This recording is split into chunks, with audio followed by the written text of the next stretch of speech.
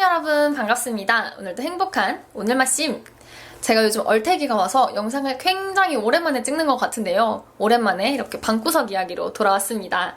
오늘 이야기의 주제는 무엇이냐? 바로 두구두구두구두구 전기차 Q&A 영상입니다. 제가 전기차를 탄 지 벌써 3개월이나 되었더라고요. 그래서 여러분들께 3개월 동안 타면서 느낀 점들, 그리고 주변에 받은 질문들, 그런 것들을 좀 정리를 해서 영상을 한번 만들어 보려고 이렇게 카메라 앞에 섰습니다. 제가 3개월 동안 전기차를 타면서 벌써 차와 관련된 사고가 3번이나 있었어요.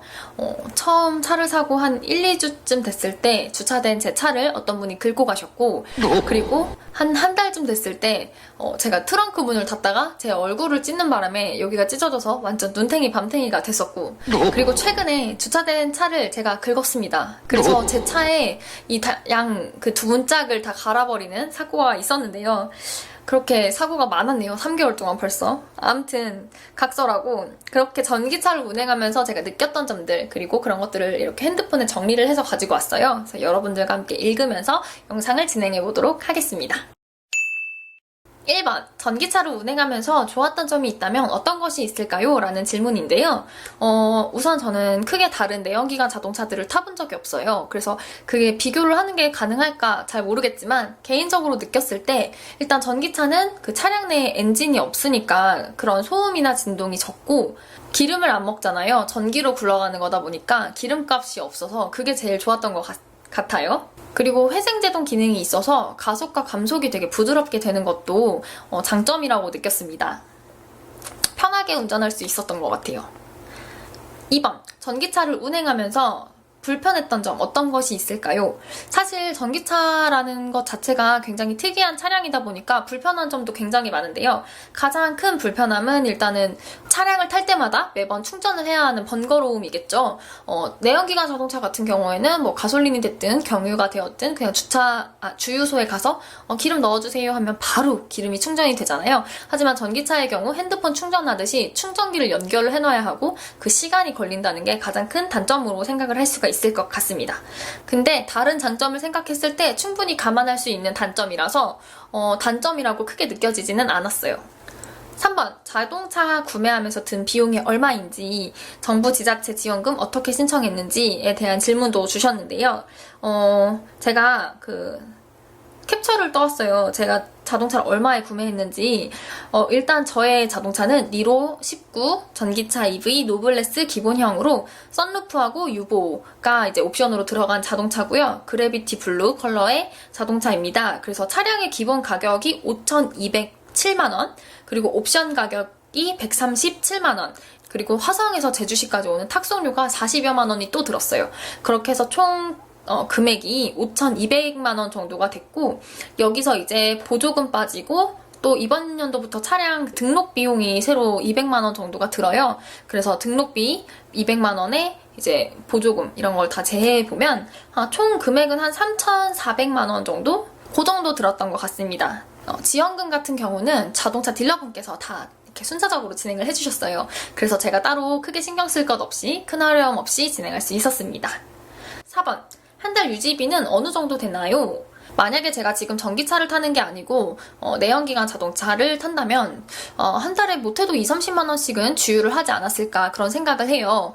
지금 한번 충전을 하면 요즘 날씨가 좋아서 배터리 효율이 좋기 때문에 500km 이상 이제 완충이 되고, 달리다 보면 회생제동 기능 때문에 530km, 540km까지도 이제 배터리 효율이 증가를 하게 되는데요. 이렇게 500km 이상까지 충전을 하는데 드는 비용은 약 7,000원에서 8,000원 정도가 들어요. 이렇게 7,000원에서 8,000원 정도를 한 달에 한 2번 정도밖에 충전을 안 해요. 많이 해야 3번 정도? 그렇게 되면 7,000-8,000원에 3번이면 얼마죠? 25,000원? 많이 잡아도 25,000원이죠. 그러니까 전기요금이라고 해봤자 한 달에 3만 원이 안 넘고, 그리고 전기차의 특징이라고 아까 말씀을 드렸는데요. 엔진이 없다 보니까 엔진 오일을 자주 갈아줄 필요도 없고, 회생제동이라는 기능이 있어서 브레이크를 그렇게 많이 밟지도 않아요. 그래서 브레이크 라인도 그렇게 자주 갈 필요가 없습니다. 그런 부분에 있어서도 유지비가 좀 절감이 되고, 그 외에도 공용주차장이나 뭐 통행료 이런 것들 다 반값 할인이 되기 때문에 그런 부분에 있어서는 기본 내연기관 자동차보다는 훨씬 더 이득이지 않을까, 이렇게 생각을 해봅니다. 전기차를 어떻게 구매하게 되었나요? 라는 질문도 있었는데요. 전기차를 왜 샀냐 물어보신다면 저는 주변에 사람들이 다 전기차였어요.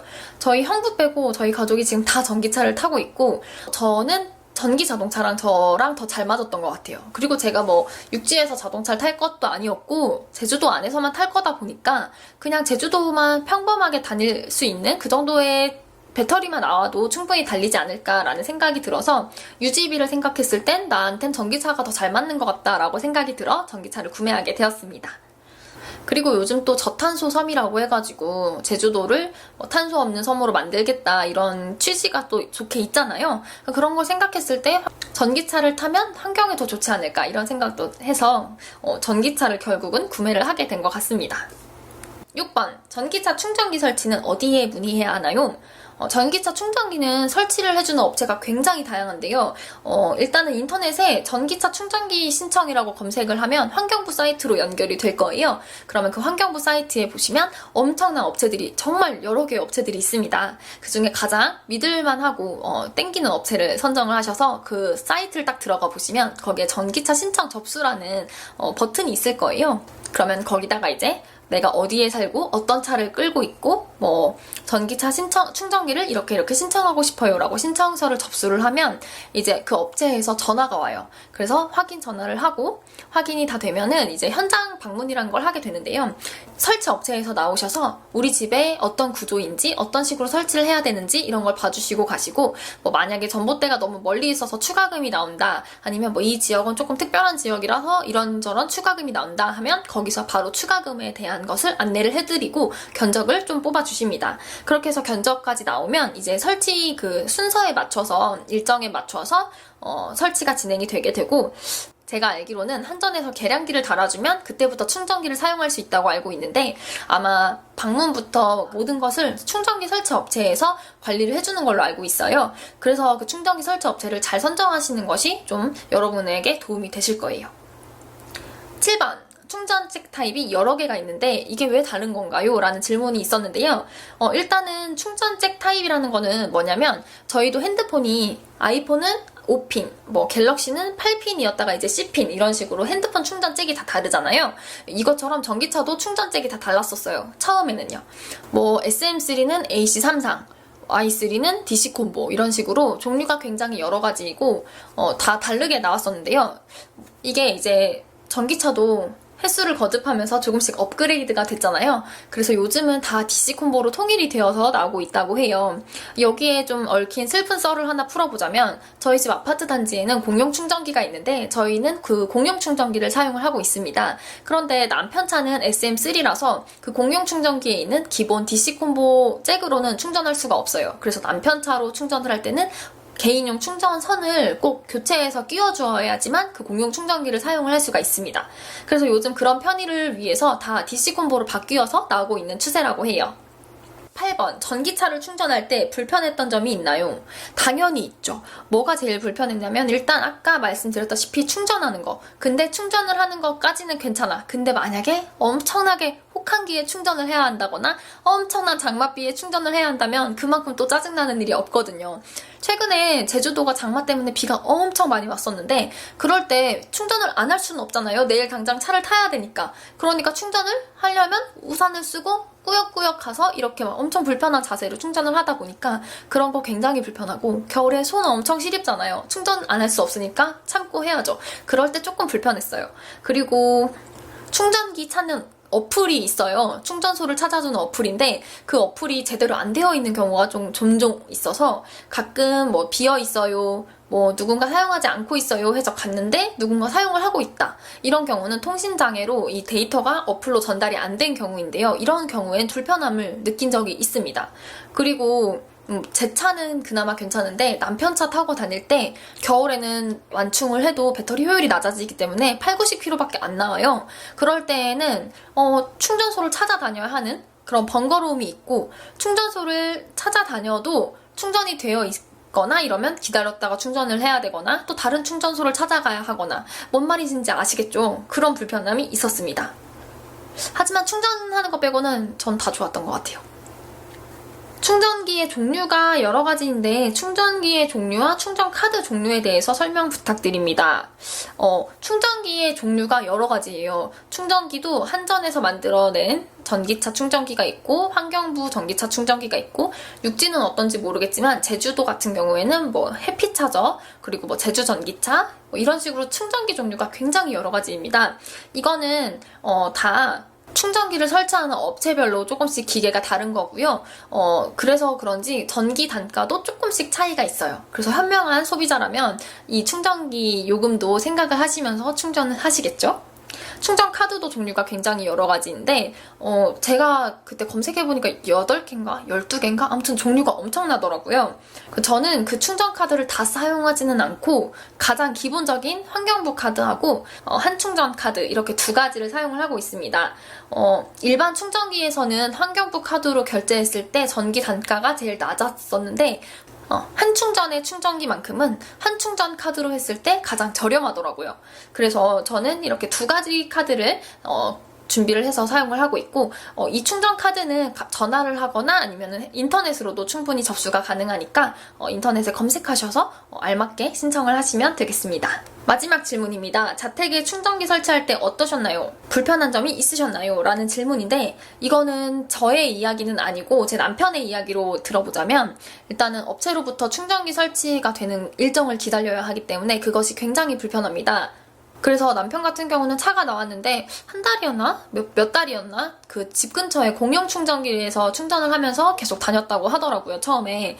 그래서 차가 나왔는데도 충전기 설치가 안 되다 보니까 그걸 기다리는 게 좀 불편했고 업체를 좀 대변해서 말씀을 드리면 충전기 설치됐다고 끝이 나는 게 아니에요. 충전기 설치가 다 되면 전기안전공사라는 곳에서 나와서 이 업체가 충전기 설치를 안전하게 잘 했는지 검사를 해줍니다. 그래서 거기서 적합 판정을 받아야 한전으로 넘어가고 그 데이터를 한전에서 받으면 한전에서는 계량기가 출고되고 그 계량기를 이제 오셔서 그 충전기에 달아주시는 건데요. 이 일련의 과정들이 다 이렇게 딱딱딱딱 맞아서 하루 만에 이렇게 되면 너무 좋겠지만 전 지역을 그렇게 진행을 하다 보니까 사실 그게 좀 딜레이가 되는 경우가 있고 좀 많이 지연이 돼요. 그래서 미리 신청해 두셔야지 차가 나오기 전에 설치를 하실 수가 있고 요즘은 차가 나와서 차 번호가 있어야지 등록이 가능한 걸로 바뀌었다고 들은 것 같기도 한데 그것까지는 제가 자세히 기억이 안 나요. 어쨌든 차가 나오기 전에 충전기 설치하는 것이 사실상 쉽지 않고 차가 나오고 충전기 설치가 되었다 하더라도 충전기 설치를 함에 있어서 완전히 사용까지는 시간이 좀 걸린다. 이런 정도로 정리를 하면 좋을 것 같습니다. 저의 3개월간의 이제 전기차를 타보고 총평을 말씀드리자면 우선 저 같은 경우는 굉장히 만족하고 사용을 하고 있어요. 이유는 니로 같은 경우는 일단 배터리가 굉장히 크기 때문에 한번 충전으로도 많이 다닐 수 있고 최소 일주일은 타는 것 같아요. 그리고 최대한 2주 정도는 배터리 충전을 하지 않고도 달릴 수 있는 것 같고 자동차에 회생제동 기능이라는 게 있는데 이 회생제동 기능이 뭐냐면 내가 오르막길에서 내리막길을 갈 때 자동차가 저절로 이제 충전을 하는 거예요. 그래서 예를 들어서 한라산에서 충전을 하고 내려와서 바닷가를 간다 하면 출발했을 때보다 바닷가에 도착해서 주행 가는 거리 키로수가 더 높게 나올 수가 있어요. 되게 똑똑한 게 이 자동차가 스스로 내가 어느 정도를 달리겠구나를 감지를 해요. 그래서 내가 에어컨을 빵빵하게 틀면 밖에 온도가 예를 들어 35도인데 내가 20도로 맞춰서 틀어. 그러면 주행 가는 거리는 그만큼 더 적어지는 거예요. 근데 더 신기한 건 바람이 뭐 5단으로 키면 주행 가는 거리가 100만큼 주는데 1단으로 키면 주행 가는 거리가 20만큼 준다던가 이런 식으로 스스로 주행 가는 거리를 계산을 해서 달릴 수 있게 하거든요. 그래서 그런 것들도 굉장히 스마트하다 이렇게 생각을 했고 그리고 아무래도 저공해 자동차다 보니까 매연이나 이런 게 없잖아요. 그래서 스스로에게도 굉장히 좋다고 느꼈고요. 물론 내연기관 자동차도 현명하게만 타면 알뜰하게 탈 수 있는 자동차이고 굉장히 장점이 많은 자동차이지만 저 같은 경우에는 굉장히 여러분들께 100% 추천드리고 싶은 자동차입니다. 그래서 만약에 본인이 전기차를 살까 말까 고민을 하고 계시다면 나의 드라이브 패턴을 좀 분석을 하셔야 돼요. 나는 주유를 많이 하면서 여러 군데를 돌아다니는 사람이다 라고 한다면 뭐 어떻게 보면 전기차는 좀 맞지 않을 수도 있겠죠. 하지만 저처럼 많은 곳을 돌아다니지 않아도 되고 충전을 할 수 있는 시간이 여유롭게 주어지고 그런 환경에 있다면 전기차도 충분히 불편함 없이 사용하실 수 있을 거라고 생각합니다. 자, 이렇게 해서 오늘 여러분들께 받은 질문과 그리고 저의 3개월 동안 느낀 점들을 가지고 전기차 Q&A 영상을 한번 만들어 봤는데요.